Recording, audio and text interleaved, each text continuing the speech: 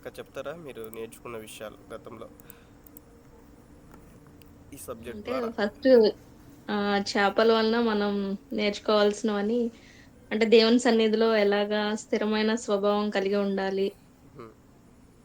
అనేసి చెప్పారు. 2, 3 పాయింట్స్ ద్వారా చెప్పారన్న. హ్మ్. అది దేవుని మాట వినే స్వభావం యోనా ఎలా అయితే మరి చేప ఎలా అయితే మరి దేవుని మాట విని యోనాను మింగి అలాగే మళ్ళీ ఎక్కడ దాన్ని కక్కివేయమంటే కక్కివేసిందో అలాగా. ఇంకా సమాధానము, ఐక్యత కలిగి ఉండే స్వభావము అని మళ్ళీ ఇంకా దేవుని మాట వింటే వినిన భక్తులు, అలాగే వినని భక్తులు కొంతమంది ఎగ్జాంపుల్‌గా చూపించారు ఫస్ట్ దాంట్లో. అలాగే తర్వాత మొన్న జరిగిన దాంట్లో దేవుని కొరకు పైకొచ్చి నోరు తెరిచే స్వభావం. అంటే దేవుని పని కోసం, దేవుని కోసం ఏ సమయంలో అన్నా మనం ఆయనకు ఉపయోగపడేలాగా ఉండాలనేసి. అలాగే యోబు గారి జీవితం గురించి కూడాను. ఇంకా అపోస్తుల కార్యంలో గూడా మరి ఆత్మీయంగా మరి ప్రార్థన సహవాసం, మరి మందిరానికి రావడం. అలాగే ఫిలిప్పు గూడా మరి సువార్త పనుల్లో ఆహ్, దాని గురించి కూడా చెప్పారండి. దేవునికి స్తోత్రం. తెలియచేసిన సహోదరికి నా హృదయపూర్వకమైన వందనాలు తెలియచేస్తా ఉన్నాను. మంచిది, చక్కగా తెలియచేశారు. సో మనము ఈ టాపిక్లో నూతనంగా జాయిన్ అయిన వారు జస్ట్ నేను ఒక మాట తెలియచేస్తాను. ఈరోజు మనం నేర్చుకునేటువంటి యొక్క అంశంలో ఇది 3వ సెషన్. అయితే మనం బైబిల్ స్టడీ లాగా ఈ విషయాలు మనం నేర్చుకుంటూ మనం ముందుకు వస్తూ ఉన్నాం. చేపల నుంచి నేర్చుకోవాల్సినటువంటి ఆధ్యాత్మికమైనటువంటి విషయాలు అన్న టాపిక్లో మనం చూస్తూ వచ్చాం. చూడండి, బైబిల్ గ్రంథంలో మనం చూస్తే దేవుడు కొన్ని విధాలుగా మరి దేవుడు సృష్టిలో ఉన్నటువంటి కొన్ని వస్తువులను బట్టి నేర్చుకోమని తెలియచేసినట్లుగా మనం చూస్తాం. ఇంకా కొన్ని ఆ, వృక్షాల గురించి నేర్చుకోమని తెలియచేసినట్లుగా మనం చూస్తాం. ఇంకా చీమల గురించి నేర్చుకోమని తెలియచేసినట్లుగా, జ్ఞానం నేర్చుకోమట్లుగా దేవుని యొక్క వాక్యంలో వివిధ కోణాల్లో మనం చూస్తూ మనం ముందుకెళ్ళాం. అలానే మనం ఈ యొక్క అంశంలో భాగంగా చేపల గురించి కొన్ని విషయాలు మనం నేర్చుకుంటున్నాం. దేవుని సన్నిధిలో స్థిరముగా ఉండేటువంటి చేపలు, చేపలు అనగా ఏంటంటే ఆత్మలు అన్న విషయాన్ని మనం అర్థం చేసుకుంటూ వచ్చాం. అనగా మనమందరం కూడా రక్షింపబడినటువంటి మనమందరం కూడా దేవుని యొక్క ఆత్మలమై ఉన్నాము. ఈ విషయాన్ని గుర్తుంచుకోవాలి ప్రభు సన్నిధిలో. కాబట్టి ఈ లేఖన భాగాన్ని మనం అర్థం చేసుకున్నప్పుడు ఎవరైతే ప్రభునందు విశ్వాసం ఉంచి దేవుని యొక్క సన్నిధిలో రక్షింపబడి దేవుని యొక్క మందిరంలోనికి చేర్చబడ్డారో వారు స్థిరముగా దేవుని యొక్క సన్నిధిలో ఉండాలని లాస్ట్ సెషన్లో మనం నేర్చుకుంటూ మనం ముందుకెళ్ళాం. అదే రీతిగా దేవుని యొక్క మాటకు వినాలి, లోబడాలి అని. దేవుని యొక్క మందిరానికి వెళ్తున్నటువంటి ప్రతి ఒక్కరూ, దేవుని ప్రేమను కలిగి ఉన్న ప్రతి ఒక్కరు కూడా దేవుని యొక్క మాట వింటూ దేవునికి లోబడేటువంటి స్వభావం కలిగి ఉండాలని మనం రెండవ భాగముగా మనం నేర్చుకొని మనం ముందుకు వెళ్ళి ఉంటున్నాం. అదే రీతిగా మనము మూడవదిగా మనం చూస్తే సమాధానం కలిగి ఐక్యత కలిగి జీవించాలి అన్న విషయాన్ని కూడా మనం చూస్తూ వచ్చాం. నిజంగా మన జీవితాల్లో సమాధానం అనేటువంటిది మరి దేవుని యొక్క సన్నిధిలో మనం కలిగి ఉండాలి. కుటుంబాల్లో సమాధానం, సంఘంలో సమాధానం, మరి ఇరుగు పొరుగు వారి మధ్య సమాధానం, ఇవన్నీ కూడా మనం గతంలో మనం నేర్చుకుంటూ మనం ముందుకు వెళ్ళి ఉంటున్నాం. అలానే సంఘంలో యూనిటీ అనేటువంటిది కూడా చాలా ప్రాముఖ్యమైనటువంటిదని, ఈ యొక్క ఐక్యత కలిగి మనం జీవించాలని మనం అదే రీతిగా మరికొన్ని విషయాలు మనం నేర్చుకుంటూ మనం ముందుకు వెళ్ళి ఉంటున్నాం. ఇదివరకు అదే రీతిగా సెకండ్ సెషన్లో దేవుని కొరకు పైకి వచ్చేటువంటి స్వభావం మనం కలిగి ఉండాలి, నోరు తెరిచే స్వభావం కలిగి ఉండాలన్న విషయాన్ని కూడా మనం నేర్చుకొని ఉంటున్నాం. అనగా ప్రభు సన్నిధిలో ఒక క్రైస్తవులుగా ఉన్న మన జీవితాలు, ప్రభు సన్నిధిలో ప్రభువుని అంగీకరించినటువంటి మన జీవితాలు, మరి దేవుని కొరకు మనం జీవించడం అనేటువంటిది ఎంత ప్రాముఖ్యమైనటువంటిదో, అలానే ప్రభు కొరకు మనము దేవుని యొక్క సన్నిధిలో వాడబడడం అనేటువంటిది కూడా అంతే ప్రాముఖ్యమైనటువంటిది. దేవుని ప్రేమను ఇతరులకు మనం తెలియచేయాలి. ఆయా రీతిలుగా అనేక విషయాలు నేను మీకు తెలియచేస్తూ వచ్చాను. ఈ దినాన మరికొన్ని విషయాలు మనం నేర్చుకుంటూ మనం ముందుకెళ్దాం. నేను ఈ యొక్క విషయాలన్నీ కూడా లాస్ట్ సెషన్లో తెలియచేశాను. నూతనంగా వచ్చిన వారు ఇక కంటిన్యూగా మీరు నేర్చుకోవాలని తెలియచేస్తా ఉన్నాను. 5వ విషయాన్ని కూడా మనం నేర్చుకున్నాం, ప్రభు అవసరం అతను తీర్చేటువంటి స్వభావం అన్న విషయాన్ని. మరి ఇది నాన్న మరొక విషయాన్ని మనం నేర్చుకుంటూ మనం ముందుకెళ్దాం.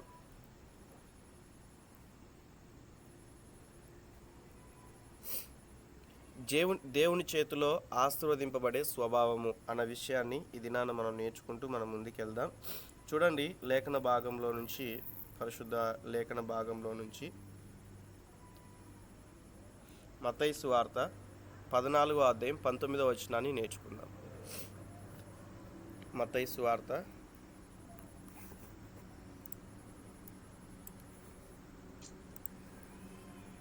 పచ్చిక మీద కూర్చుండుడని జనులకు ఆజ్ఞాపించి, ఆ 5 రొట్టెలను 2 చేపలను పట్టుకొని, ఆకాశం వైపు కన్నులెత్తి ఆశీర్వదించి, ఆ రొట్టెలు విరిచి శిష్యులకిచ్చెను.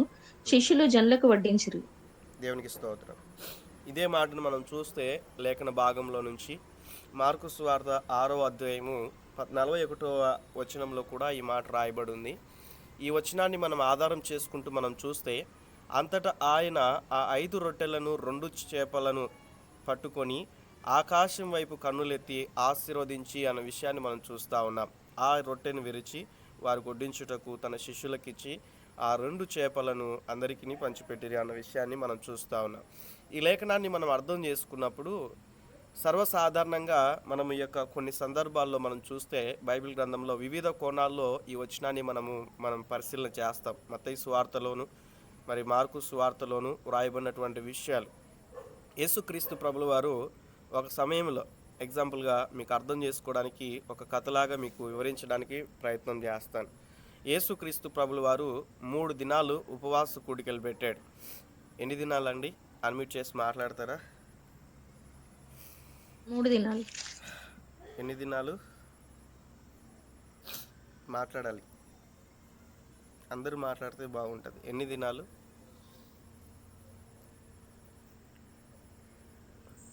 3 దినాలు. 3 డేస్, 3 దినాలు.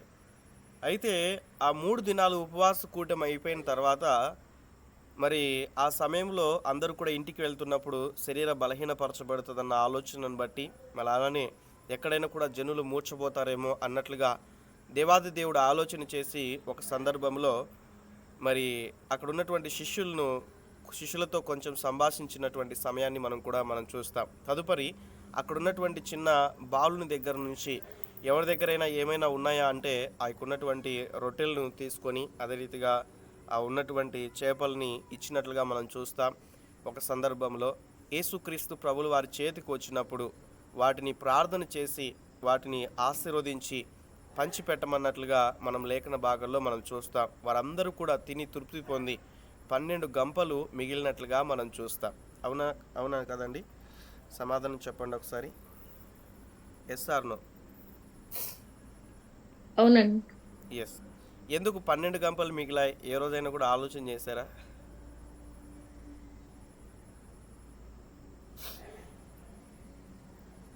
ఎప్పుడైనా ఆలోచన చేశారా? Praise the lord. తప్పైనా పర్లేదు, మాట్లాడండి. ఎందుకు 12 మిగిలాయి?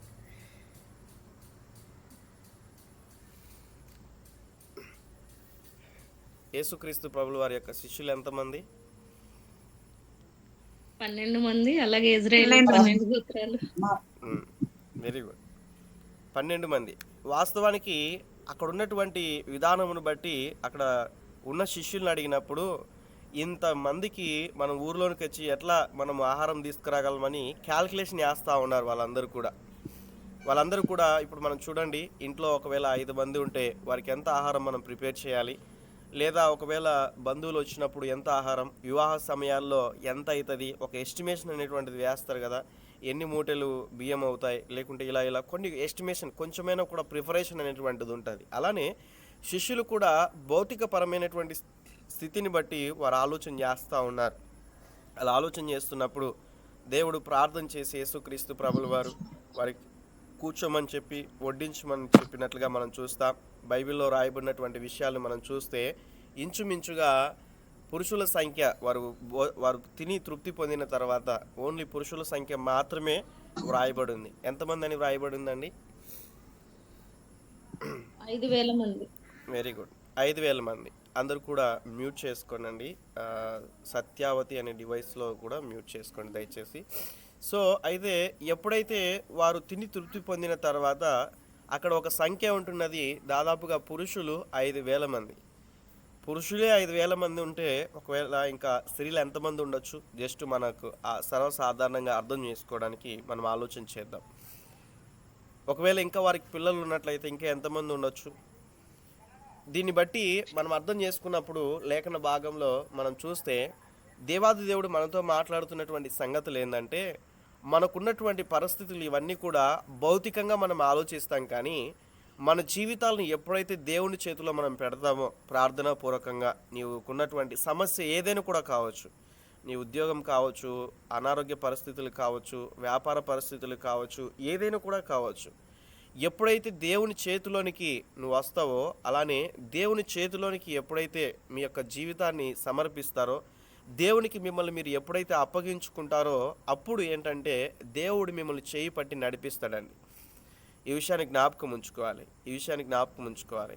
చూడండి, తల్లిదండ్రులుగా ఉన్నటువంటి వారు చిన్నపిల్లలు నడక నేర్పిస్తున్నటువంటి సమయంలో, వారిని ప్రయత్నం చేస్తా ఉన్నటువంటి సమయంలో వారిని పట్టుకొని నడిపించడానికి ప్రయత్నం చేస్తారు. అలానే ఎక్కడైనా బయటికి బజారుకి వెళ్ళినప్పుడు, చిన్న వయస్సు కలిగి ఉన్నప్పుడు వారు ఎక్కడైనా తప్పిపోతారేమో అని వారిని గట్టిగా పట్టుకొని వారిని తీసుకుంటూ వెళ్తూ ఉంటారు.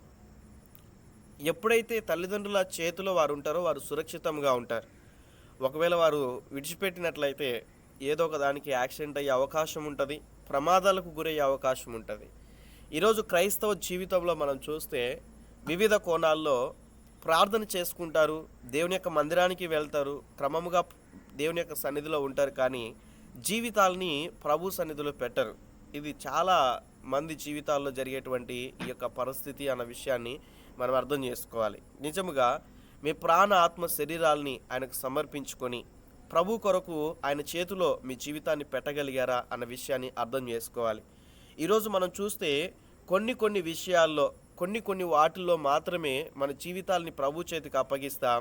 మిగతాటి ప్రభువా నేను చూసుకుంటాను ప్రభువా అంటారు.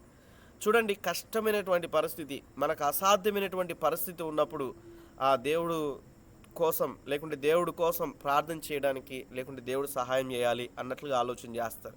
చిన్న విషయాలపైన దేవునిపైన ఆధారపడరు. చూడండి, ఎగ్జాంపుల్గా మనం అర్థం చేసుకున్నట్లయితే, ఎప్పుడైతే సారెపోతు విధవరాలు దేవుని యొక్క సన్నిధిలో సేవకునికి ఆహారం పెట్టగలిగిందో, ఆమె జీవితంలో కరువు సమయంలో కూడా దేవుడు కాపాడినట్లుగా మనం లేఖన భాగంలో మనం చూస్తాం. దేవుని యొక్క సన్నిధిలో ఎంత కరువు వచ్చినప్పటికి కూడా ఆమె జీవితంలో కొదవలేదండి. ఈరోజు జ్ఞాపకం ఉంచుకోవాలి. ఎందుకంటే ఆమెకు ఉన్నది దేవునికి, దేవుని యొక్క సేవకునికి ఇవ్వగలిగింది. ఈరోజు మనం జ్ఞాపకం చేసుకున్నట్లయితే మన జీవితాన్ని ఆయన చేతిలో మనం పెట్టగలుగుతున్నామా? దేవుడిచ్చినటువంటి సమయాన్ని దేవునికి ఇవ్వగలుగుతున్నామా? దేవుడిచ్చినటువంటి కుటుంబాన్ని దేవుని కొరకు మరి ఆయన చేతికి మనం అప్పగించేటువంటి పరిస్థితుల్లో ఉంటున్నామా? లేకుంటే మనకై మనము నడిపించుకుంటూ మనం ముందుకెళ్తున్నామా? ఈ విషయాన్ని అర్థం చేసుకోవాలి. యేసుక్రీస్తు ప్రభుల వారు కూడా దేవుని యొక్క సన్నిధిలో మనము అర్థం చేసుకున్నట్లయితే, ఆయన శిలువ మరణం పొందేటువంటి సమయంలో ఒక మాట అంటాడు, ఏంటంటే, తండ్రి నా ఆత్మను మీ చేతికి అప్పగిస్తున్నాను అంటాడు. ఎందుకు ఆయన అప్పగించాడు? ఎందుకు అప్పగించాడంటే దేవుని యొక్క చిత్తాన్ని నెరవేర్చడానికి ఈ భూమి మీదకి వచ్చాడు కాబట్టి, తను మరణించి ఇంకా ఈకున్నటువంటి లేఖనాన్ని నెరవేర్చడానికి తను సిద్ధపడినప్పుడు ఈ యొక్క ఆత్మను నీ చేతికి అప్పగిస్తున్నానని తండ్రి చేతిలో పెట్టినట్లుగా మనం చూస్తూ ఉన్నాం. దేవునికి అప్పగించినట్లుగా మనం చూస్తూ ఉన్నాం. క్రొత్త నిబంధనలో ఇంకా మరికొన్ని విషయాలు మనం చూస్తే, మన ప్రాణ ఆత్మ శరీరాలని ఆయనకు సమర్పించాలి, సమర్పణ జీవితం కలిగి ఉండాలి అన్న విషయాన్ని కూడా మనం చూస్తూ ఉన్నాం. ఇంకా బైబిల్ గ్రంథంలో ఆయా రీతిలుగా మనం అర్థం చేసుకున్నప్పుడు దేవుని చేతిలో ఆశీర్వదింపబడినటువంటి వారు అనేక మంది ఉన్నారు. ప్రారంభం నుంచి అబ్రహాము చూడండి, దేవుని మాట విన్నాడు, దేవునికి లోబడ్డాడు, దేవుడు ఎంతగానో ఆశీర్వదించాడు. దేవుని చేతిలో తన జీవితాన్ని పెట్టినప్పుడు దేవుడు ఎంతగానో ఆశీర్వదించాడు అన్న విషయాన్ని మనం చూస్తాం. ఎలా చెప్పగలవన్నా దేవుని చేతిలో ఆయన జీవితాన్ని పెట్టాడన్న విషయాన్ని మనం చూస్తే, అబ్రహాము చూడండి, ఎక్కడికి వెళ్ళినా కూడా బలిపీఠం కడుతున్నట్లుగా మనం చూస్తాం. 12వ అధ్యాయంలో కూడా మనం చూస్తాం, అబ్రహాము బలిపీఠం కట్టాడు అంటే తన జీవితాన్ని ప్రభు కొరకు సమర్పించుకొని ప్రార్థన చేశాడు. అక్కడ దేవునితో సహవాసము కలిగి ఉన్నాడన్న విషయాన్ని కూడా మనం చూస్తూ ఉన్నాం. మరికొన్ని విషయాలు మనం చూస్తే, ఎజ్రా గ్రంథము 7వ అధ్యాయం 28వ వచనం చదువుదాం. ఎజ్రా గ్రంథము 7వ అధ్యాయము 28వ వచనం.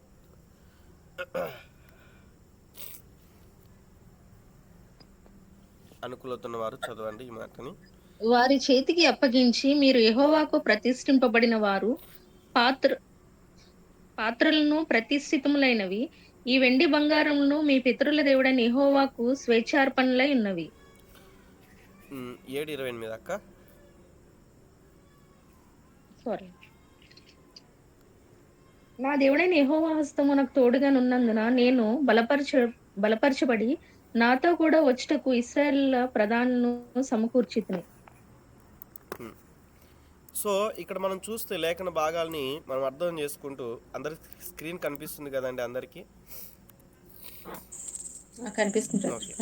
సో దేవుని చేతిలో ఆశ్రయింపబడే స్వభావంలో మనం చూస్తే ఎజ్రా 7వ అధ్యాయము 28వ వచనంలో కూడా మనం అర్థం చేసుకున్నప్పుడు, నా దేవుడైన యెహోవా హస్తము నాకు తోడుగా ఉన్నందున నేను బలపరచబడి అన్న విషయాన్ని మనం చూస్తూ ఉన్నాం.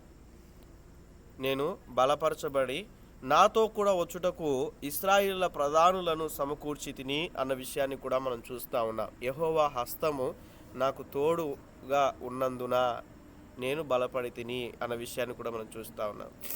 చూడండి, ఎవరి జీవితాల్లో అయితే ఆయనకున్నటువంటి దేవుని యొక్క హస్తము తోడై ఉంటుందో, ఎవరి జీవితాల్లో అయితే దేవుడు చేయి పట్టుకొని ఉంటాడో, వారి జీవితాలు దినదినము కూడా నూతనపరచబడుతూ ఉంటాయి. ఈ విషయాలు మనం అర్థం చేసుకోవాలి ప్రభు సన్నిధిలో. సర్వసాధారణంగా మనం చూస్తే చూడండి, రాజకీయ నాయకులు హామీ ఇస్తూ ఉంటారు. ఏమని ఇస్తారు? భరోసా ఇస్తూ ఉంటారు. ఇదిగో మీకు ఏమైనా కొదవ ఉన్నట్లయితే ఇదిగో నా దగ్గరికి రండి, నేను మీకు ఇవన్నీ కూడా, మీకున్న అవసరతలన్నీ కూడా తీరుస్తానని వారు ఏం చేస్తూ ఉంటారంటే ప్రామిసెస్ చేస్తూ ఉంటారు. చూడండి, ఈ లోకంలో ఉన్నటువంటి ప్రతి ఒక్కరు కూడా మాట ఇస్తారు, కానీ పరిపూర్ణంగా నెరవేర్చేవారు కొంతమందే. అయినప్పటికీ కూడా, నెరవేరుస్తున్నప్పటికీ కూడా స్వార్థముతో కూడినటువంటి విధముగా వారు ఏం చేస్తారంటే సహాయం చేస్తూ ఉంటారు. ఈ విషయాన్ని గుర్తుంచుకోవాలి. నిస్వార్థముగా దేవుడు ప్రేమించి, స్వార్థము లేకోకోకుండా దేవుడు అగాపే ప్రేమను మనకు కనపరిచి, దేవుడు మన జీవితాల్లో ఎటువంటి ప్రేమను కనపరిచాడంటే తన ప్రాణము పెట్టునంతగా అన్న విషయాన్ని మనం చూస్తాం. ఈ లోకంలో, ఈ భూమి మీద నీ కొరకు ప్రాణం పెట్టగలిగిన వారు ఎవరు కూడా లేరు. ఒకవేళ నీవు అడిగితే నా ప్రాణమైనా ఇస్తానని మాట వరుసకు చెప్తారేమో కానీ, బట్ నిజముగా ప్రాణం పెట్టే పరిస్థితుల్లో ఏ ఒక్కరు కూడా ఉండరు అన్న విషయాన్ని జ్ఞాపకం చేసుకోవాలి. ఒకవేళ అలా చేస్తున్నప్పటికీ కూడా ఏదో స్వార్థం అనేటువంటి లోపల ఆలోచన చేసి ముందుకు వెళ్తారే కానీ నిస్వార్థముగా ఎవరు కూడా చేయరు అన్న విషయాన్ని మనం అర్థం చేసుకోవాలి ఈ లేఖన భాగంను బట్టి. అలానే మనం చూస్తే యెషయా గ్రంథం 59వ అధ్యాయం 1వ వచనంలో రాయబడినటువంటి మాటను మనం చూసినప్పుడు, రక్షింపనేరక ఎండునట్లు యెహోవా హస్తము కురుష కాలేదు అన్న విషయాన్ని మనం చూస్తాం. ఈ మాటను మనం అర్థం చేసుకోవాలి. నేటి దినాల్లో క్రైస్తవులు ఎలా ఉంటున్నారంటే ప్రభువును సరిగా అర్థం చేసుకున్నటువంటి పరిస్థితి. దేవుడు ఇది చేయగలడా, లేకుంటే దేవుడు ఇది నిజంగా చేయగలడా, దేవునికి ఇది సాధ్యమేనా, అసలు నాకున్న సమస్యలు తీరిపోతాయా, నాకున్న అనారోగ్య సమస్య తీరిపోతుందా, ఒక చింతతో కూడినటువంటి జీవితాన్ని కొనసాగిస్తూ ఉన్నారు క్రైస్తవులు. జ్ఞాపకం చేసుకోవాలి, ఒక చింత అనేటువంటిది మనిషి జీవితంలో ఏలుబడి చేస్తూ ఉంది. ప్రభు సన్నిధిలో వాక్యాన్ని మనం అర్థం చేసుకుంటూ దేవుని ప్రేమను ఎరిగినటువంటి మన జీవితాల్లో మనం చూస్తే ప్రభు రక్షించడానికి సమర్థుడు అన్న విషయాన్ని మనం చూడాలి. ఎందుకంటే లేఖన భాగంలో మనం చూస్తే, నేను సర్వ శరీరులకు దేవుడనై ఉన్నాను, నాకు అసాధ్యమైనటువంటిది ఏదైనా ఉండునా అన్న విషయాన్ని కూడా మనం చూస్తూ ఉంటున్నాం. కాబట్టి దేవుడు రక్షింపనేరక ఉండునట్లు యెహోవా హస్తము కురుచ కాలేదు అంటే దేవుని యొక్క హస్తము చిన్నగా లేదు అన్న విషయాన్ని మనం చూస్తూ ఉన్నాం. విననేరక ఉండునట్లు ఆయన చెవులు మందము కాలేదు అన్న విషయాన్ని కూడా మనం చూస్తూ ఉన్నాం. నేను లాస్ట్ వీక్ మీకు ఒక ఎగ్జాంపుల్గా ఒక మాటను చెప్పాను. నిజముగా దేవుని ప్రేమ నుంచి మిమ్మల్ని ఎడబాపు వీటి ఏవైతే ఉంటున్నాయో వాటిని రాసుకోండి అని చెప్పాను. ఎంతమంది చేశారు?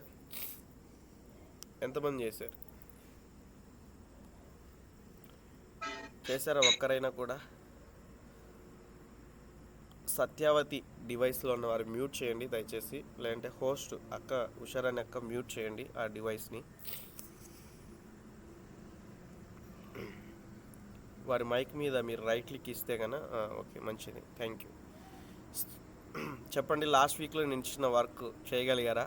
அதுக்கு ముందు ఇచ్చిన వర్క్ చేయలేదు. లాస్ట్ వీక్ మీకు ఒక వర్క్ ఇచ్చాను.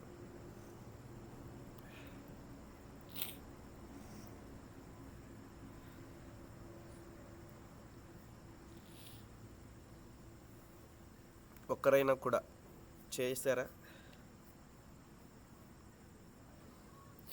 ఎవరు మాట్లాడలేరు. Okay, no problem. ఇక్కడ మనం చూస్తే దేవుని యొక్క కృపను మనం అర్థం చేసుకుంటూ మనం ముందుకెళ్దాం. ఏడవదిగా మరికొన్ని విషయాలు మనం చూస్తే దేవుని కొరకు శ్రమ పడడం మనం నేర్చుకోవాలి. ఎందుకు ఈ మాట తెలియచేస్తా ఉన్నానంటే, మనము లూకాసు వార్త 24వ అధ్యాయము 46వ వచనంలో మనం చూస్తే యేసుక్రీస్తు ప్రభుల వారు శ్రమపడి మూడవ దినమున మృతుల్లో నుండి లేచిననియు అన్న విషయాన్ని మనం చూస్తాం. ఈ భూమి మీద అనేక మంది రకరకాలుగా ఆలోచన చేస్తూ ఉంటారు. లగ్జరీ లైఫ్కు అలవాటు పడినటువంటి క్రైస్తవులు కూడా మనం చూస్తాం. శ్రమ పడకూడదు, కష్టం అనేటువంటిది ఉండకూడదు, శ్రమలు అనేటువంటివి ఉండకూడదు, అన్నీ కూడా మేలులే జరగాలి, కీడు అనేటువంటి జరగకూడదు అని ఆలోచించేటువంటి వారు అనేక మంది. చూడండి, అది మంచిదే. అయితే దేవుడు అనుమతించినప్పుడు మనం కాదనకూడదు అన్న విషయాన్ని కూడా మనం అర్థం చేసుకోవాలి. అందుకే ఇక్కడ మనం చూస్తే ఏడవదిగా దేవుని కొరకు శ్రమపడేటువంటి స్వభావం అనేటువంటిది మనకు ఉండాలి అన్న విషయాన్ని మనం అర్థం చేసుకోవాలి. అపోస్తుల కార్యం 1వ అధ్యాయం 3వ వచనంలో కూడా మనం చూస్తే ఆయన శ్రమపడిన తరువాత 40 దినముల వరకు వారికి కనబడుచు, 40 దినముల వరకు యేసుక్రీస్తు ప్రభుల వారు మరణించి వెంటనే తిరిగి లేచి ఆరోహణం అవ్వలేదు, కానీ తిరిగి 40 దినాలు ఆయన ఈ భూమి మీద అనేక సార్లు పలుమార్లు అనేకులకి కనిపించినట్లుగా మనం చూస్తాం. 40 దినాలు ఆయన మరణించి తిరిగి లేచి పునరుత్థానుడైన తర్వాత 40 దినాలకి ఆయన ఆరోహణమైనట్లుగా లేఖన భాగంలో స్పష్టంగా మనం చూస్తూ ఉంటున్నాం. దేవుని రాజ్య విషయములను గూర్చియు అన్న విషయాన్ని మనం చూస్తూ ఉన్నాం. దేవుని రాజ్య విషయములను గూర్చియు బోధించుచు అనేక సజీవునిగా కనపరుచుకున్నట్లుగా మనం చూస్తూ ఉంటున్నాం. అదే రీతిగా 3వ అధ్యాయము అపోస్తుల కార్యము 18వ వచనంలో కూడా మనం చూస్తే, అయితే దేవుడు తన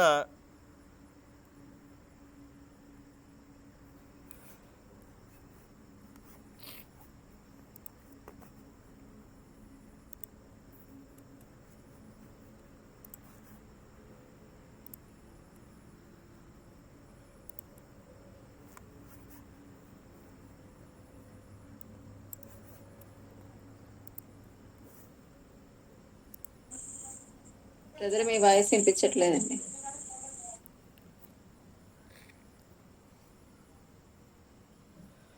రోమిలకు రాసిన పత్రిక 8వ అధ్యాయం 17వ వచనంలో మనం చూస్తే, మనం పిల్లలమైతే వారసులము, అనగా దేవుని యొక్క వారసులము, క్రీస్తుతో కూడా మహిమ పొందుటకు ఆయనతో శ్రమపడిన ఎడల అన్న విషయాన్ని కూడా మనం చూస్తూ ఉన్నాం. ఆయనతో శ్రమపడిన ఎడల అన్న విషయాన్ని.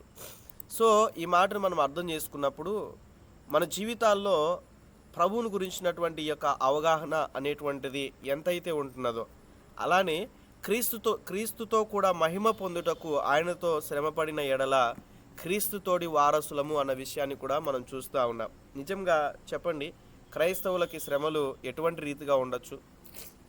నేనే మాట్లాడుతున్నాను, మీరెవరు మాట్లాడలేరు, వింటున్నారో లేకుంటే జాయిన్ అయ్యి సైలెంట్గా ఉంటున్నారో అర్థం అవ్వట్లేదు. చెప్పండి, క్రైస్తవులకి ఎటువంటి శ్రమలు ఉంటాయి సాధారణంగా? మీకు శ్రమలు లేవా?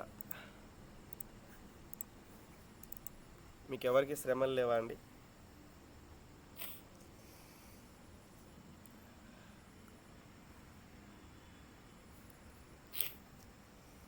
మీకు ఎవరికి శ్రమలు లేవా? ఒకసారి అన్మ్యూట్ చేసి ప్రైజ్ లార్డ్ చెప్పండి. Praise the Lord. Praise Lord. Praise the Lord. Only 3 members, praise Lord. 4 members, praise the Lord. Praise Lord. 6 members, ఎవరుంటేనే ప్రైజ్ ద లార్డ్. మీరు ప్రభు కొరకు జీవించే విషయంలో మీకు ఎటువంటి శ్రమలు వస్తూ ఉన్నాయి? శ్రమలు లేవంటే క్రైస్తవుడు కాదని అర్థం. శ్రమ కలుగుట్ట నాకు మేలైన అన్నాడు కదమ్మా భక్తుడు. అవునా? అవునమ్మగారు, శ్రమలు లేకుంటే క్రైస్తవులం కాదని అర్థం. అందుకే చెప్తున్నాను, మీకు ఎటువంటి శ్రమలు ఎదురవుతున్నాయి? మీ కాలేజెస్లో కావచ్చు, చదువుకున్న వారు ఉంటే, లేకుంటే మీరు రక్షింపబడినటువంటి మీ గృహాలు ఇరుగు పొరుగు వారి మధ్యలో మీకు శ్రమలు లేవా? కాలేజెస్లో మీకు శ్రమలు లేవా? సంఘానికి వెళ్తున్నటువంటి సమయంలో శ్రమలు లేవా? మాట్లాడాలి, ఎవరు మాట్లాడలేరు.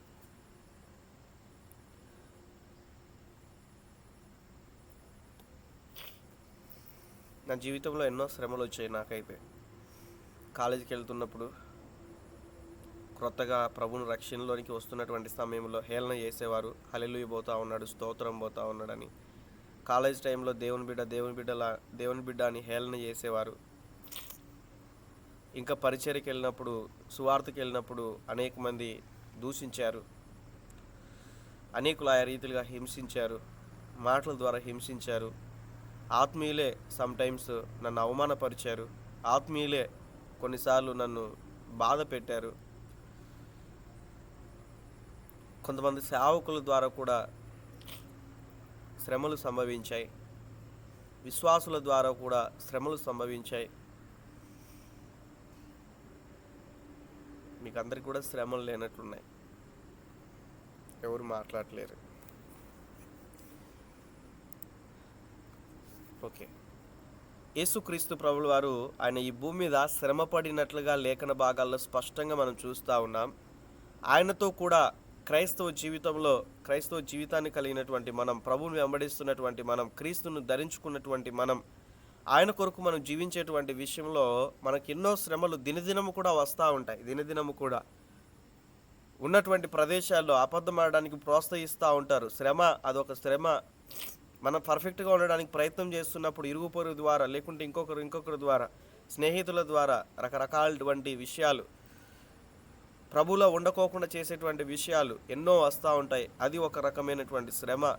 మాటల ద్వారా కొన్ని శ్రమలు, తలంపుల ద్వారా కొన్ని శ్రమలు, ఇతరుల యొక్క ఆలోచనల ద్వారా కొన్ని శ్రమలు, ఇతరుల యొక్క ప్రవర్తన ద్వారా కొన్ని శ్రమలు, ఇలా ఎన్నో శ్రమలు అనేటువంటిది నిత్యం కూడా మనిషి జీవితంలో ఏలుబడి చేస్తూ ఉంటాయి అన్న విషయాన్ని మనం అర్థం చేసుకోవాలి. మీరు ఎవరు మాట్లాడలేరు కాబట్టి నేను కంటిన్యూ చేస్తున్నాను. కొరింథీయులకు రాసినటువంటి 2వ పత్రికలో 4వ అధ్యాయం 8వ వచనంలో కూడా మనం చూస్తే, ఎటు పోయినను శ్రమ పడుచున్నాను అన్న విషయాన్ని మనం చూస్తూ ఉన్నాం. ఈ మాటని, ఎటు పోయినను కూడా శ్రమ పడుచున్నాము, ఎటు పోయినను కూడా శ్రమ పడుచున్నాను, అయితే ఇరికింపబడిన వారము కాము అన్న విషయాన్ని మనం చూస్తూ ఉన్నాం. శ్రమలు వస్తాయి, కానీ దేవుడు ఆ శ్రమల్లో మనల్ని ఉంచడు అన్న విషయాన్ని జ్ఞాపకం ఉంచుకోవాలి. బైబిల్లోంచి కొంతమందికి ఎగ్జాంపుల్గా చెప్పండి, శ్రమలు వచ్చినటువంటి వారి జీవితాల్లో ఇప్పుడైనా మాట్లాడతారా? పరిశుద్ధుడైన పౌలు గారు మంచిది, క్రొత్త నిబంధన నుంచి ఒకరి గురించి చెప్పారు. ఆయన ఎంతో శ్రమ పడ్డాడు. చెప్పండి అక్క. యోబు గారు శ్రమ పడ్డారు. ఇంకా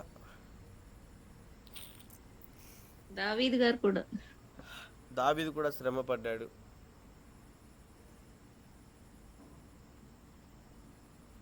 పూర్వులందరూ శ్రమపడ్డారు నాన్న. ఇర్మియా, యెషయా, వీళ్ళందరూ కూడా మోసే శ్రమ పడ్డాడు. మన పూర్వీకులందరూ శ్రమలు అనుభవించారు. ఒక్కొక్కరు లైఫ్ స్టైల్ మీరు ఏలియా గారు ఒక్కొక్కరు లైఫ్ స్టైల్ మీరు అనలైజ్ చేసుకోండి. ఒక్కొక్కరు లైఫ్ స్టైల్ అనలైజ్ చేసుకోండి. మీరు ఏదైనా కూడా కావచ్చు, ఒక పర్సన్ పేరు, శ్రమపడినటువంటి ఆ పర్సన్ పేరు మీరు నోట్ చేసుకొని, ఆ యొక్క ఉన్నటువంటి పరిస్థితులను బట్టి దేవుడు ఆ శ్రమల్లో అలానే పెట్టాడా, లేకుంటే తుదకి వారిని బయటికి తీసుకొని వచ్చాడా? హతసాక్షులైనటువంటి వారు తప్ప, అది కూడా దేవుడు ప్రభు మహిమార్థమై దేవుడు అలా యాక్సెప్ట్ చేశాడు. కానీ మిగతా వాళ్ళు అందరి జీవితాల్లో కూడా మీరు ఆలోచించే, యోసేపు జీవితంలో శ్రమలు లేవా? శ్రమలు ఉన్నాయి. శ్రమలు ఉన్నా కూడా అందులో కూడా విజయం ఇచ్చాడు దేవుడు. దేవునికి స్తోత్రం. దేవుడు తోడై ఉన్నాడు అక్కడ, దేవుని హస్తం తోడై ఉంది, దేవుని కృప తోడై ఉంది, దేవుడు తోడై ఉన్నాడు అన్న విషయాన్ని మనం చూస్తూ ఉన్నాం. చేయని ఆయనకున్నటువంటి తప్పులకి ఎన్నో శిక్ష అనుభవించాడు. ఆయన జైలు కూడా వెళ్ళిపోయాడు, బానిసత్వంలోనికి వెళ్ళిపోయాడు, గుంటలోనికి వెళ్ళిపోయాడు. తిరిగి ఎటువంటి పరిస్థితుల్లో ఉన్నప్పటికీ కూడా దేవుడు అలానే పెట్టలేదు తన జీవితాన్ని. చూస్తే ఇక్కడ అందుకే మనం చూస్తూ ఉన్నాం, కొరింథీయులకు రాసిన 2వ పత్రిక 4వ అధ్యాయం 8వ వచనంలో, ఎటు పోయినను శ్రమ పడుచున్నాను. ఎటు వెళ్ళినా శ్రమలు వచ్చినా, నీ ఉద్యోగంకి వెళ్ళినా, కాలేజీకి వెళ్ళినా, కుటుంబాల్లో రక్త సంబంధికుల మధ్య, భార్యాభర్తల మధ్య, లేకుంటే ఇరుగు పొరుగు వారి మధ్య, సంఘంలో ఉన్నటువంటి సేవకులకు విశ్వాసుల మధ్య, కన్న బిడ్డల ద్వారా అయినా కూడా కావచ్చు, తల్లిదండ్రుల ద్వారా కావచ్చు, పిల్లల ద్వారా కావచ్చు, ఇలా అన్ని విషయాల్లో కూడా ఎటువంటి శ్రమలు ఉన్నప్పటికీ కూడా ప్రభు సన్నిధికి వచ్చినట్లయితే దేవుడు విడిపిస్తాడు. అలానే ఆ శ్రమల్లో ఇరికింపబడిన వారము కాము అన్న విషయాన్ని మనం చూస్తూ ఉన్నాం. అపాయంలో ఉన్నను కూడా కేవలము ఉపాయం లేని వారము కాము అన్న విషయాన్ని మనం చూస్తూ ఉన్నాం. దేవుడు జ్ఞానం ఇచ్చాడు, దేవుడు కృప ఇచ్చాడు. శ్రమలు వస్తాయి, నీతిమంతుని కలుగు శ్రమలు, ఆపదలు అనేకములు అన్న విషయాన్ని మనం చూస్తూ ఉన్నాం. అనేకములు దేవుడు వాటన్నిటి నుంచి విడిపిస్తాడు, ఆయన తప్పించడానికి సమర్థుడు అన్న విషయాన్ని మనం అర్థం చేసుకోవాలి. కొరింథీయులకు రాసిన 2వ పత్రిక 11వ అధ్యాయం 25వ వచనం చదవండి, 24 నుంచి చదవండి ఒక మాటని. 24 నుంచి కొరింథీయులకు రాసిన 2వ పత్రిక 11వ అధ్యాయం 24వ వచనం.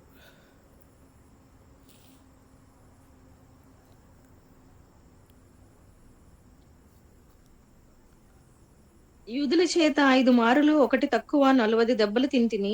ముమ్మారు బెత్తములతో కొట్టబడితిని. ఒకసారి రాళ్లతో కొట్టబడితిని. ముమ్మారు ఓడ పగిలి శ్రమ పడితిని. ఒక రాత్రింబగళ్ళు సముద్రంలో గడిపితిని. మళ్ళీ అనేక చదవండి, పర్యాయ మళ్ళీ 24 వచనం చదవండి. మీరు అండర్లైన్ చేసుకోండి, బైబిల్ తెరిచిన వారు మళ్ళీ చిన్నగా చదవండి, ఒక్కొక్క సెంటెన్స్ చదవండి. ఓకే. యూదుల చేత 5 మారులు ఒకటి తక్కువ 40 దెబ్బలు తింటిని.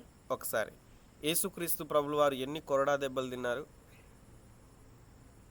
39. మాట్లాడండి అందరు కూడా, అందరూ మాట్లాడండి. 39. ఇక్కడ పౌలు గారు యేసుక్రీస్తు ప్రభులు వారు ఒకసారి శిలువ మరణానికి అప్పగింపబడ్డాడు. ఇక్కడ మనం చూస్తే యూదుల చేత ఎన్నిసార్లు కొట్టబడ్డాడంట? మళ్ళీ చదవండి ఆ సెంటెన్స్ ని. యూదుల చేత 5 మారులు ఒకటి తక్కువ 40 దెబ్బలు తింటిని. ఎన్నిసార్లు అంట? 5 మారులు, 5 టైమ్స్. ఎన్ని దెబ్బలంట? ఒకటి తక్కువ 40. ఇంకా చదవండి, నెక్స్ట్ చదవండి అక్క, నెక్స్ట్ లైన్. ముమ్మారు బెత్తములతో కొట్టబడితిని. బెత్తముల చేత కూడా కొట్టబడ్డాడంట, బెత్తముల చేత కూడా కొట్టబడ్డాడు. ఓకే, ఇవన్నీ కూడా మీరు అండర్లైన్ చేసుకోండి. మళ్ళీ చదవండి నెక్స్ట్ సెంటెన్స్. ఒకసారి రాళ్లతో కొట్టబడితిని. ఒకసారి రాళ్లతో కూడా కొట్టబడ్డాడంట. ఇంకా నెక్స్ట్ ముమ్మారు ఓడ పగిలి శ్రమ పడితిని. ముమ్మారు అంటే ఇంకా ముమ్మారు అంటే 3 సార్లు అని కూడా వస్తుంది, అంటే అనేక సార్లు అని కూడా కొన్ని సందర్భాలు తీసుకుంటారు. బట్ ఇక్కడ ముమ్మారు అన్న విషయాన్ని కూడా మనం చూస్తూ ఉన్నాం. ఓడ కూడా బ్రద్దలైపోయింది. ఒక రాత్రింబగళ్ళు సముద్రంలో గడిపితిని. అనేక పర్యాయములు ప్రయాణములలోను, నదుల వలనైన ఆపదలలోను, దొంగల వలనైన ఆపదలలోను, నా స్వజనుల వలనైన ఆపదలలోను, అన్యజనుల వలనైన ఆపదలలోను, పట్టణములో ఆపదలోను, అరణ్యంలో ఆపదలోను, సముద్రంలో ఆపదలలోను, కపట సహోదరుల వలని ఆపదలలోను ఉంటిని. ఇక్కడ మనం చూస్తే తను ఏ రీతిగా శ్రమ పడ్డాడో ఎక్స్ప్లెనేషన్ చేస్తూ ఉన్నాడు. ఇక్కడ నా జీవితంలో ఎటువంటి శ్రమల గుండా వెళ్ళానో అన్నట్లుగా తను తెలియచేస్తూ ఉన్నాడు. వాస్తవానికి ఈ పౌలు గారు మనం చూస్తే మరి అన్ని విషయాల్లో కూడా అధికారం పొందినటువంటి వ్యక్తి తన లైఫ్ స్టైల్ని. బట్ దేవుని కొరకు తను ఏంటంటే దాసునిగా చేయబడ్డాడు. ప్రభు కొరకు శ్రమలు అనుభవించడానికి ఆయన సిద్ధపడ్డాడు. ఒకప్పుడు సంఘంను ఎంత హింసించాడో మనకు తెలుసు లేఖన భాగాల్లో. కాబట్టి ఇక్కడ మనం చూస్తే ఈ మాటలు బట్టి 24 నుంచి 25 వచనంలో, 26 వచనాల్లోను, అదే రీతిగా మనం చూస్తే 27 వచనం, 28 వచనాల వరకు మనం చూస్తే తను ఎటువంటి పరిస్థితుల్లో వెళ్ళాడు. అనేక పర్యాయములు ఏ రీతికి వెళ్ళాడంట?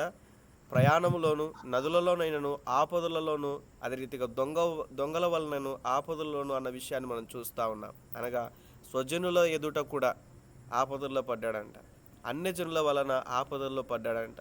పట్టణంలో ఆపద కలిగింది, అరణ్యములో ఆపద కలిగింది, సముద్రములో ఆపద కలిగింది, ఇంకా కపట సహోదరుల ద్వారా ఆపద కలిగింది. ఎన్ని వచ్చినప్పటికీ కూడా 27వ వచనంలో మనం చూస్తే, ఇంకా చదవండి అక్క.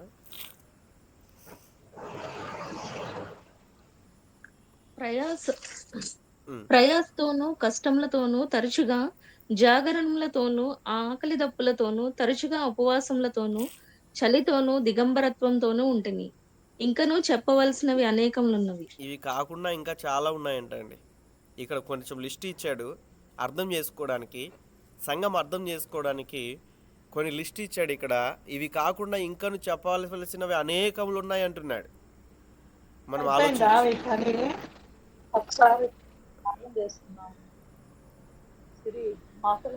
మా ఫ్లోరెన్స్ డివైస్లో ఉన్నవారు మ్యూట్ చేయండి. మ్యూట్ చేయండి. ఏమన్నారు? Sister Florence sister sir mute లో పెట్టుకోండి అమ్మా. అన్నానా నేను? ఉషక్క మీరు మ్యూట్ చేయండి అక్క. ఇక్కడ ఇది కుదరట్లేదు బ్రదర్, నాకు ఇక్కడ ఇది మ్యూట్ చేయడానికి. జస్ట్ ఆమె మైక్ ఉంటుంది కదా సింబల్, అక్కడ క్లిక్ చేయండి. చేస్తుంటాను కానీ ఇక్కడ క్లిక్ చేయండి అక్క. ఇది టచ్ అవ్వట్లేదు. ప్రతిరోజు వాటిపైన క్లిక్ చేసి మ్యూట్ చేయొచ్చు. ఫ్లోరెన్స్ సిస్టర్ లైన్ లో ఉన్నారమ్మా. ఉపాసం చేసుకుంటుంది. మైక్ సింబల్ ఉంది కదా అక్క, మైక్ సింబల్ పైన క్లిక్ చేసి మ్యూట్ చేయండి.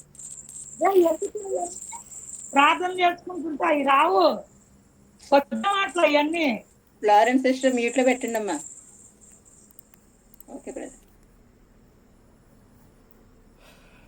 ఓకే. సో ఇక్కడ మనం చూస్తే ఎన్నో విషయాలు ఇక్కడ తెలియచేసినట్లుగా మనం చూస్తూ ఉంటున్నాం. అవి కాకుండా ఇంకా అనేకములు ఉన్నాయంట, అనేకములు. చూడండి ఎటువంటి కష్టాలు గుండా తను ముందుకెళ్ళాడు తన జీవితంలో మనం చూస్తూ ఉన్నాం. ఎన్నో దినాలు ఆహారం లేక, ఆకలి దప్పులతోనూ, తరచుగా ఉపవాసములతోనూ, చలితోనూ, దిగంబరత్వముతోనూ ఉంటిని.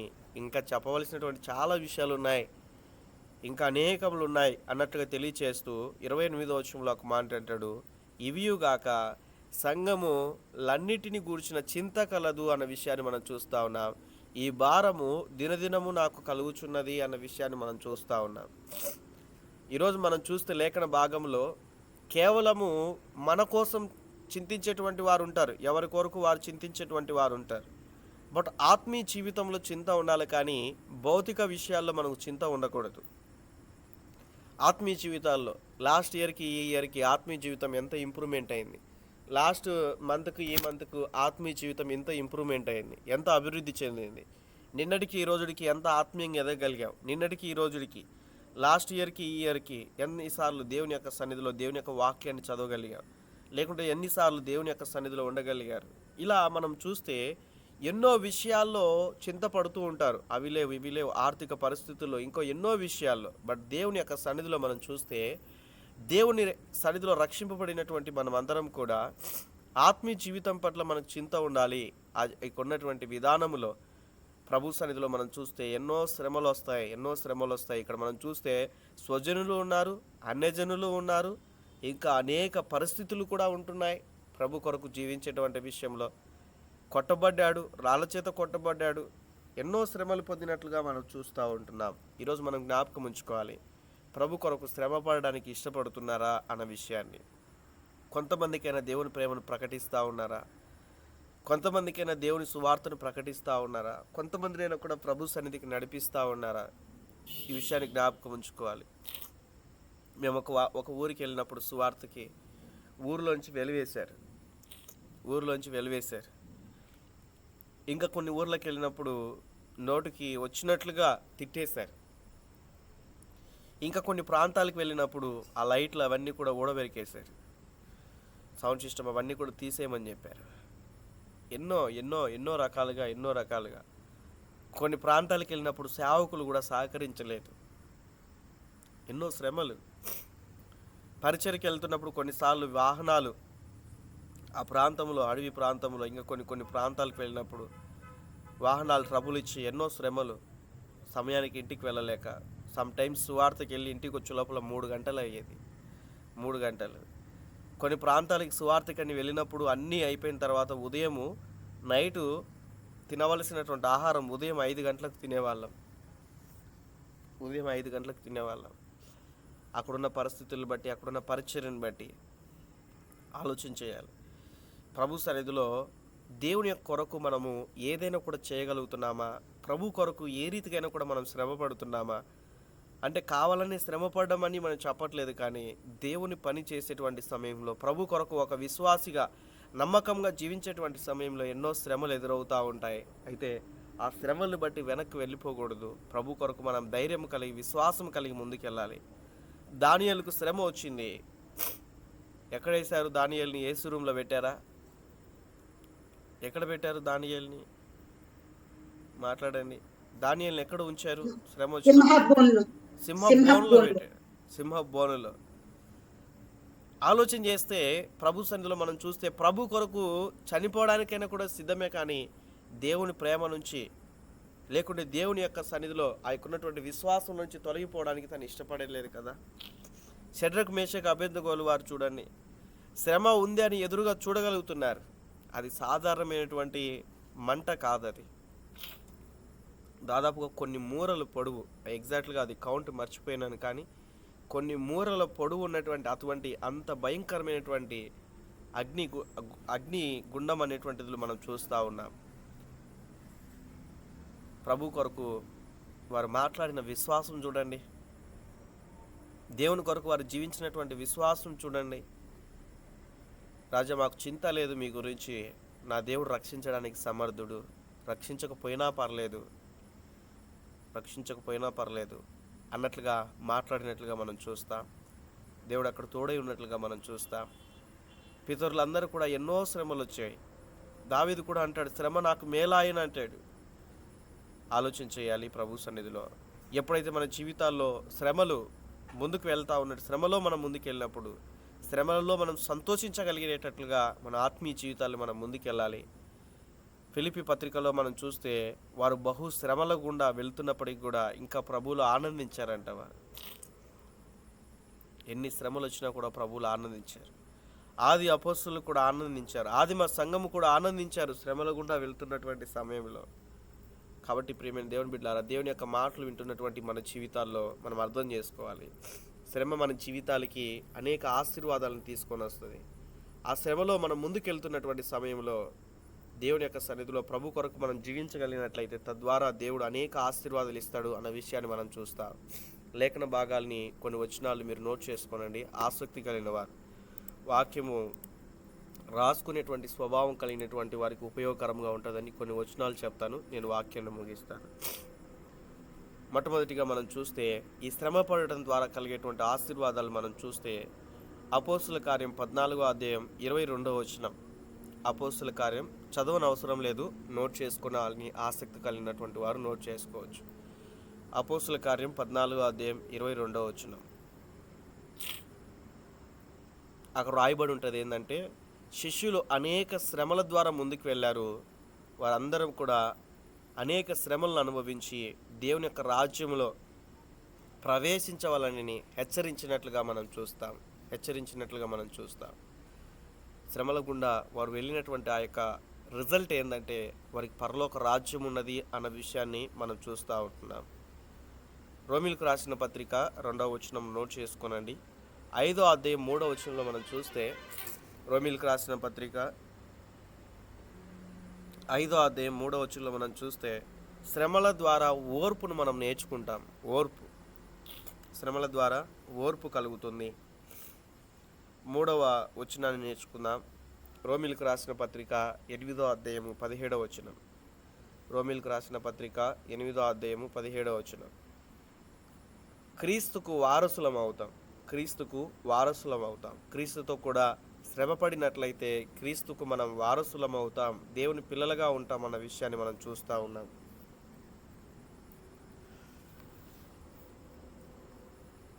అదే రీతిగా మరొక వచనాన్ని మనం నోట్ చేసుకున్నట్లయితే, అదే రోమిలకు రాసిన పత్రిక 8వ అధ్యాయం 17వ వచనంలో మనం చూస్తే, మనము కూడా మహిమ పొందుతామన్న విషయాన్ని మనం చూస్తూ ఉన్నాం. క్రీస్తుతో పాటు మహిమ పొందుతామన్న విషయాన్ని మనం చూస్తూ ఉన్నాం. క్రీస్తుతో పాటు మహిమ పొందుతామన్న విషయాన్ని కూడా మనం ఈ లేఖన భాగంలో మనం చూస్తాం. మరొక వచనం, కొరింథీయులకు రాసిన 2వ పత్రిక 4వ అధ్యాయము 17వ వచనాన్ని మనం చూస్తే, కొరింథీయులకు రాసిన 2వ పత్రిక 4వ అధ్యాయం 17వ వచనంలో,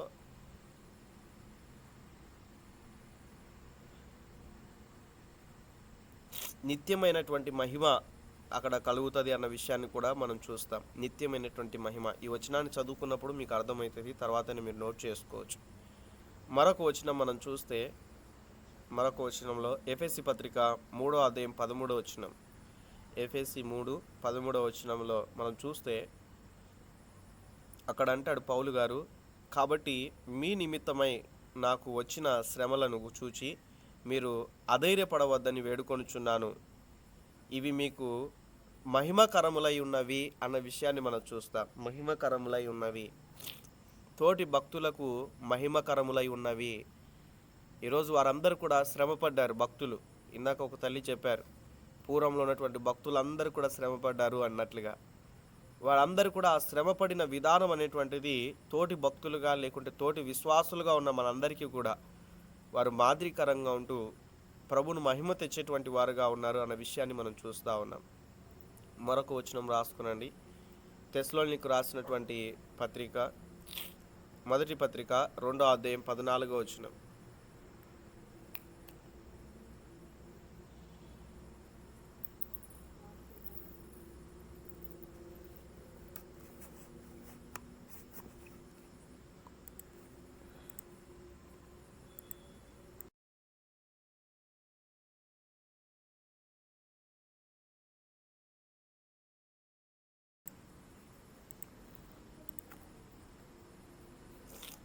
తెస్సలోనికీయులకు రాసినటువంటి మొదటి పత్రిక 3వ అధ్యాయం 7వ వచనంలో మనం చూస్తే విశ్వాసం అభివృద్ధి పొందుతుంది అన్న విషయాన్ని మనం చూస్తూ ఉన్నాం. తర్వాత మీరు చదువుకునండి, ఈ వర్సెస్ అన్నీ కూడా అన్ని వివరించడానికి సమయం ఆలస్యం అవుతుంది. తెస్సలోనికీయులకు రాసినటువంటి మొదటి పత్రిక 3వ అధ్యాయం 7వ వచనంలో విశ్వాసం అభివృద్ధి పొందుతుంది అన్న విషయాన్ని మనం చూడాలి. మరొక వచనంలో మనం చూస్తే శ్రమ పడుతున్నటువంటి విశ్వాసులను బట్టి సేవకుడు అతిశయపడతాడన్న విషయాన్ని మనం చూస్తాం. తెస్సలోనికీయులకు రాసినటువంటి 2వ పత్రిక 1వ అధ్యాయం 5వ వచనం. తెస్సలోనికీయులకు రాసినటువంటి 2వ పత్రిక 1వ అధ్యాయం 5వ వచనంలో మనం చూస్తే అలాంటి భక్తులను చూసినప్పుడు సేవకుడు అతిశయపడతాడన్న విషయాన్ని మనం చూస్తాం. అలానే దేవుని రాజ్యముకు యోగ్యులుగా ఎంచబడతామన్న విషయం కూడా అదే వచనంలో రాయబడి ఉంటుంది. దేవుని రాజ్యమునకు యోగ్యులుగా ఎంచబడతాం శ్రమపడినప్పుడు, ప్రభు కొరకు మనం శ్రమపడినప్పుడు. అదే తెస్సలోనికీయులకు రాసినటువంటి 2వ పత్రిక 1వ అధ్యాయం 8వ వచనంలో దేవుడు విశ్రాంతిని అనుగ్రహిస్తాడన్న విషయాన్ని మనం చూస్తాం. మిమ్మును శ్రమపరచు వారికి శ్రమయు, శ్రమ పొందుచున్న మీకు మాతో కూడా విశ్రాంతియు అనుగ్రహించుట దేవునికి న్యాయమే అన్న విషయాన్ని మనం చూస్తాం. 1వ అధ్యాయం 8వ వచనంలో. మరొక వచనం తిమోతికి రాసిన 2వ పత్రిక 4వ అధ్యాయం 5వ వచనం. తిమోతికి రాసిన 2వ పత్రిక 4వ అధ్యాయం 5వ వచనం. నీతి కిరీటం ఉంటుంది అన్న విషయాన్ని మనం చూస్తూ ఉన్నాం. నీతి కిరీటం అనేటువంటిది ఉంటుంది. అయితే నీవు అన్ని విషయంలో మితముగా ఉండము, శ్రమపడుటయు అన్న మొదటి పాయింట్తో ప్రారంభిస్తాడు. ఇక్కడ శ్రమపడుటయు అన్న విషయంతో ప్రారంభిస్తాడు. సువార్తికు నీ పని చేయుటయు, నీ పరిచర్యను సంపూర్ణంగా జరిగించుము అన్న విషయాన్ని నేర్పిస్తాడు. పౌలు గారు తిమోతితో హెచ్చరిస్తాడు.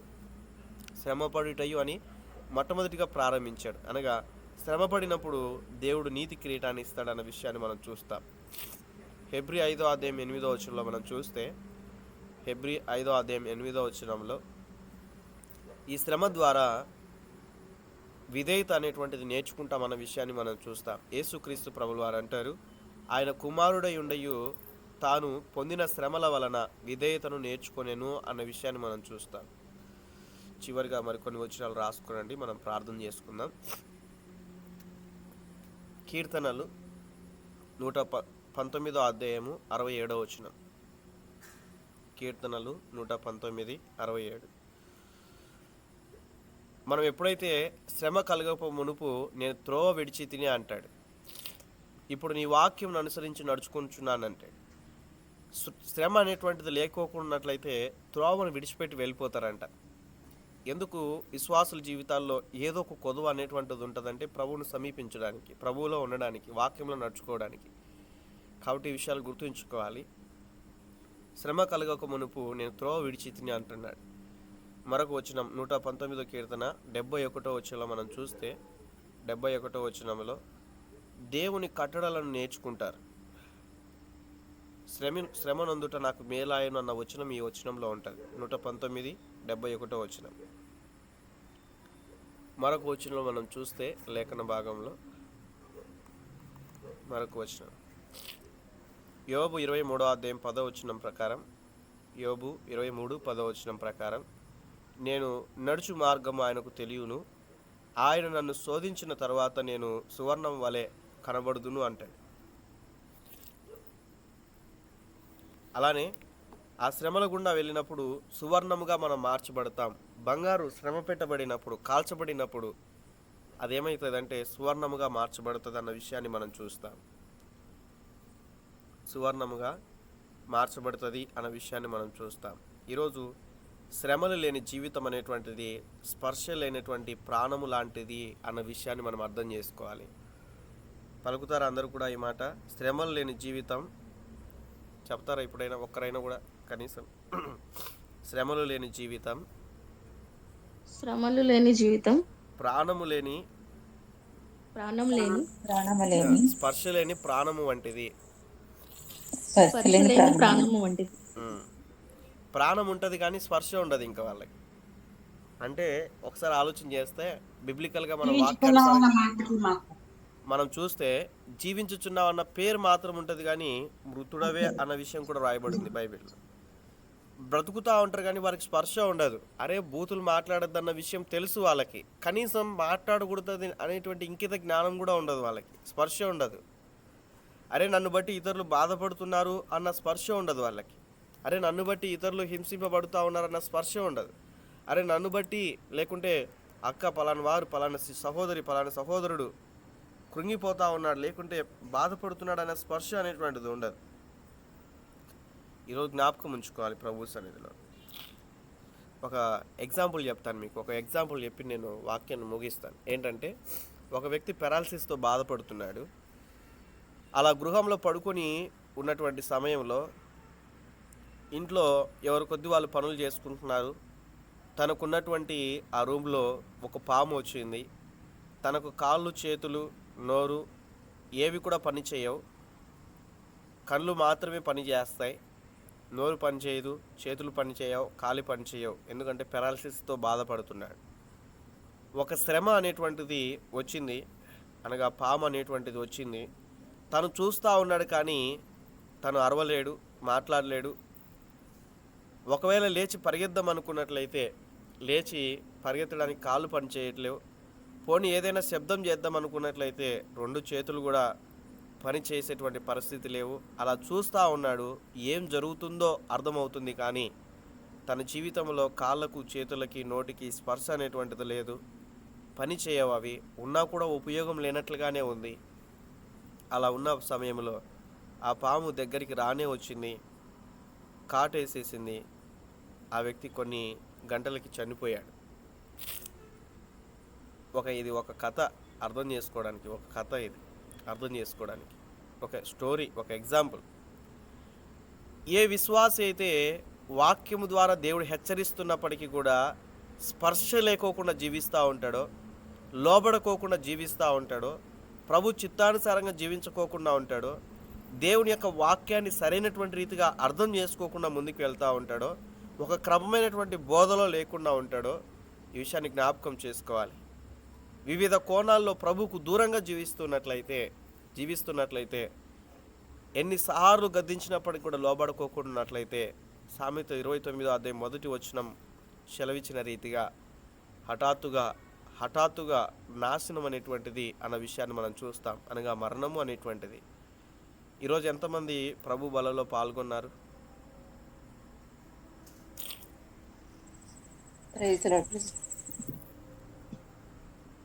పాల్గొన్నారు? అందరు రొట్టె విరిచారా?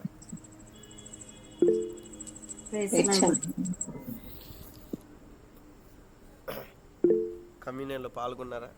మంచిది. కొరింథీయులకు రాసిన మొదటి పత్రిక 11వ అధ్యాయంలో రాయబడి ఉంటుంది. తీన అవసరం లేదు, సమయమైంది, నేను ముగిస్తూ ఉన్నాను.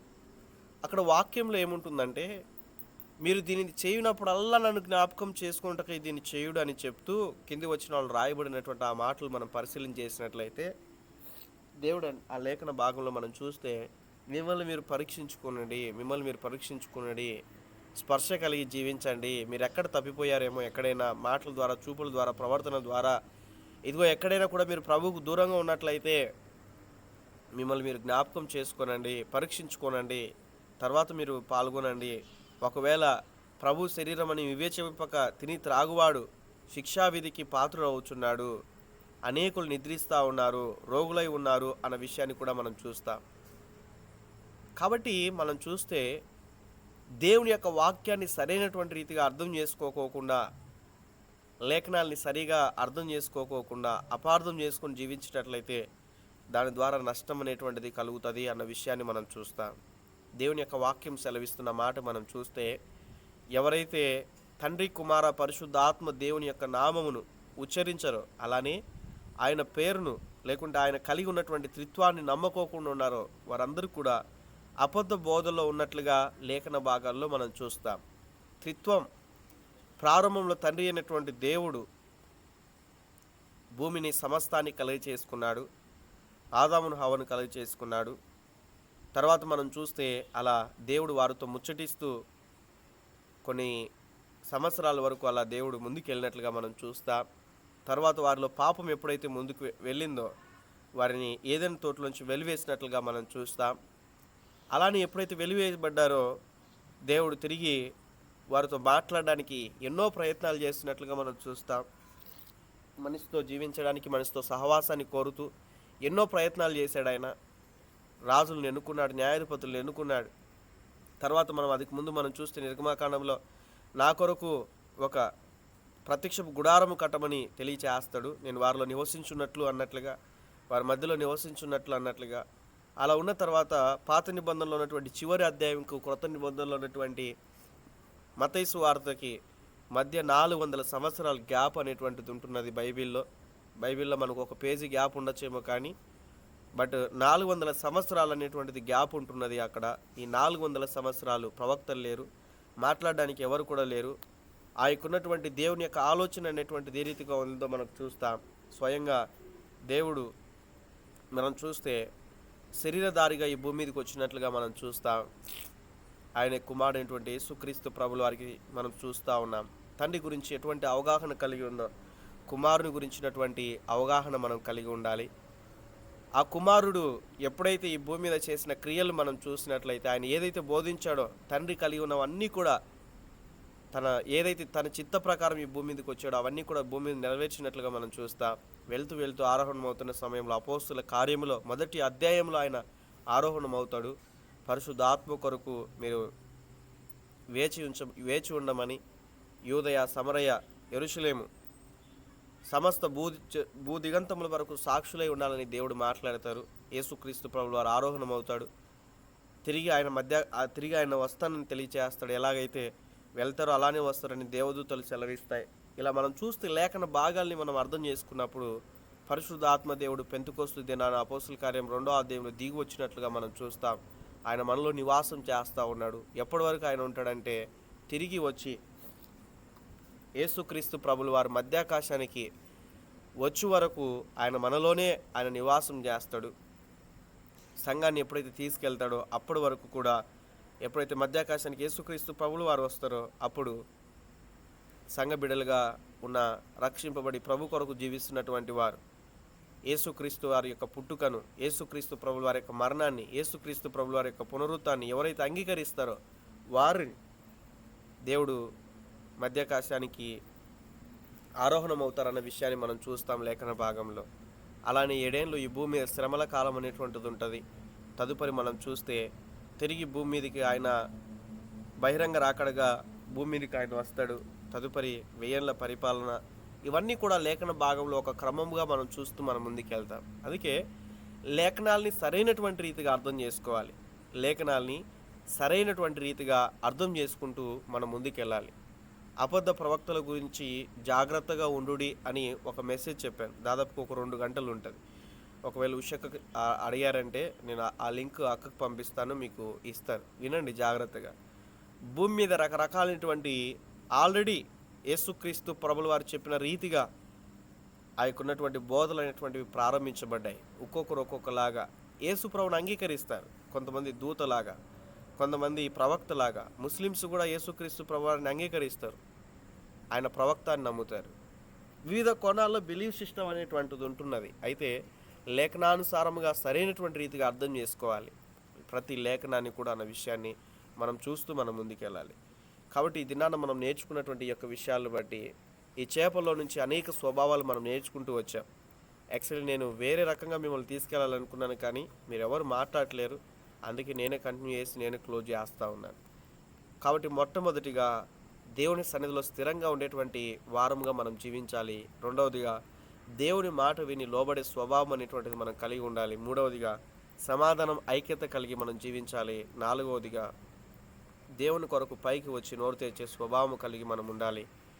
ఐదవదిగా మనం చూస్తే ప్రభు సన్నిధిలో ప్రభువున అవసరతను తీర్చేటువంటి స్వభావం మనం కలిగి ఉండాలి. దేవుడు కూడా మన అవసరతను తీరుస్తాడు.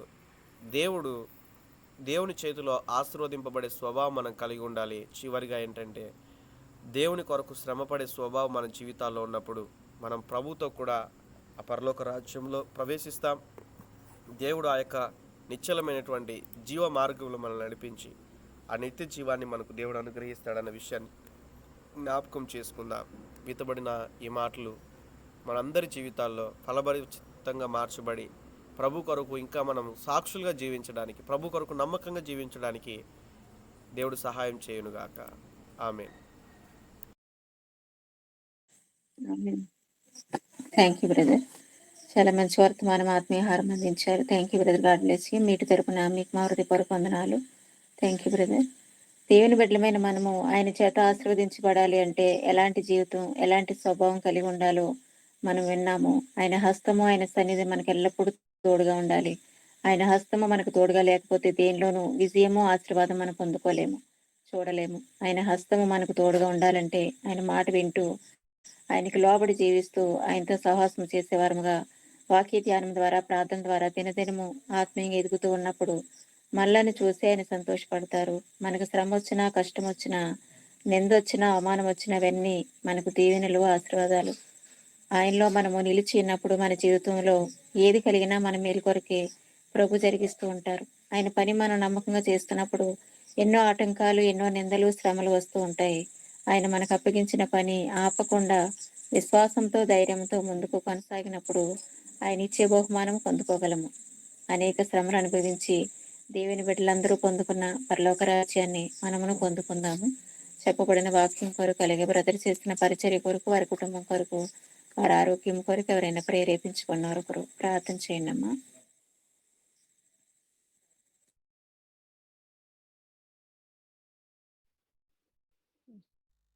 స్తోత్రం నాయన. పరిశుద్ధుడు క్షమించు ప్రభా. తండ్రి నాయన మీకు వందనాలు ప్రభా. మరి బైబిల్ చదువుకుని నాయన అయ్యా, మరి ఎంతో మంది భక్తులు వాక్యాలు ప్రభా మేము విన్నందుకు మీకు స్తోత్రాలు. నీ బిడ్డను ప్రభా బహుబలంగా వాడుతున్నారయ్యా, మీకు వందనాలు, స్తోత్రములు, కృతజ్ఞత స్తుతులు ప్రభా. ఈ వాక్యమునకు ప్రభా నీరు కట్టండి, ఫలింపు చేయండి, వాక్యానుసారమైన జీవితం దయచండి. అవును ప్రభా, ఇంట్లోనే అవమానాలు, ఇంట్లోనే ప్రభా మేము మా బిడ్డకి చెప్పుకోలేని స్థితిలో ఉన్నాం ప్రభా. అయ్యా వారి మాట వినట్లేదు, వ్యర్థమైన సమయాన్ని దేవా వారు సద్వినియోగం చేసుకోవట్లేదు నాయన. అయ్యా అయ్యా వారిని నాయన మేము ఎలా బుద్ధి చెప్పాలి ప్రభా. అయ్యా నీవే ఖండించండి, బుద్ధి చెప్పండి నాయన, సరిచేయండి వారి జీవితాలు ప్రభా, కనికరించండి అయ్యా. ఎట్లా చెప్పాలో, ఎన్ని అవమానాలు ప్రభా, ఎన్ని శ్రమలు ప్రభా, వాటన్నిటిని కూడా నాయన అయ్యా మీరే నాయన చూస్తున్నారు. మా భారం మీ మీద వేస్తున్నాం అయ్యా. తండ్రి నాయన నాయన మా భారంలన్నీ తీర్చు దేవుడు నీవే ప్రభా, కనికరించండి నాయన. అయ్యా నీ భక్తులు ప్రభా ఎన్నో రీతులుగా ప్రభా భక్త జీవించాలంటే ప్రభా ఎన్నో శ్రమలు పడ్డారు తండ్రి. సువార్తలో నాయన మరి నీ యొక్క రాజ్య సువార్త ప్రకటనలో ప్రభా నీ బిడ్డలు ఎన్నో శ్రమ పడ్డారు. మేమైతే ప్రభా మా జీవితాన్ని నాయన కొనసాగించుకుంటూనే నాయన మేము కాలం గడుపుతున్నాం. క్షమించండి ప్రభా, క్షమించండి ప్రభా. నాయన నీ రాజ్య స్వార్థ కొరకు నాయన మేము కూడా సాధనాలుగా ఉండాలంటే ప్రభా ఎన్నో ఒడిదుడు, చిన్న చిన్న బాధలకే ప్రభా, ఎదురులకే ప్రభా అయ్యా మేము ఎన్నో చెడ్డ మాట్లాడుతూ నాయన నేను తండ్రి నాయన ఎంత అవమానకరంగా నాయన మరి ఉంటుండగా క్షమించండి అయ్యా. మరి బిడ్డల మాట వినాలన్నా కూడా నాయన అయ్యా నీ చిత్తమే ప్రభా. అయ్యా ఇంట్లో వాళ్ళే వినట్లేదు ప్రభా. అయ్యా ఇంక బయట వాళ్ళు ఎన్ని తిరస్కారాలు కదా తండ్రి. అయ్యా కనికరించండి దేవా, మీ స్తోత్రాలు అయ్యా. నీ బిడ్డ చెప్పిన వాక్యాలు మా హృదయాల్లో నాయన నాటబట్టు కృప దయచేయండి అయ్యా. నేను కూడా నాయన స్థిరముగా నీ భక్తిలో నిలబట్టుకు, నీలో నిలిచి కొనసాగుటకు సహాయం చేయండి. విత్తిన వాక్యం మా హృదయాల్లో ఫలించేయండి తండ్రి ఎంతమంది ద్వారా మీ వాక్యమును నీ బిడ్డల ద్వారా విన్నారు వారందరినీ జీవితాలు ఫలభరితంగా చేయండి. మీటిని నడిపిస్తున్న ఉషారాణి సిస్టర్ను దీవించి ఆశీర్వదించండి. మరొకసారి ప్రభా మీ రక్తంతో నన్ను కడగండి, ఆ పాప దోషములన్నీ తండ్రి మీకు వందనాలు.